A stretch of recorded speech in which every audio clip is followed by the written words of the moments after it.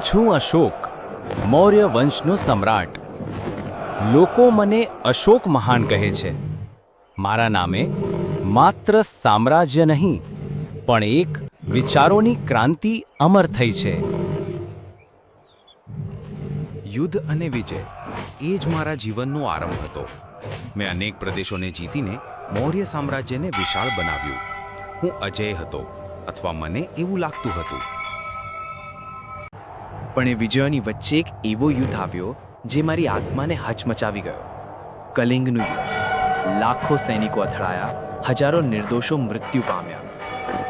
જ્યારે મેં મેદાન જોયું, લોહીથી રંગાયેલું ધરતી, રડતા બાળકો, વિલાપ કરતી માતાઓ, વિજય તો મારા હાથમાં હતો, પણ મારું હૃદય ખાલી થઈ ગયું. તે ક્ષણથી જ મારી દિશા બદલાઈ ગઈ. યુદ્ધ અને હિંસા છોડીને મેં બુદ્ધના ઉપદેશો અપનાવ્યા. અહિંસા, કરુણા અને સમાનતા એ જ મારું નવું ધર્મ બન્યું. મેં મારા સામ્રાજ્યમાં શાંતિનો સંદેશો ફેલાવ્યો. મારા માટે હવે સૌથી મોટો વિજય માનવતાનો વિજય હતો.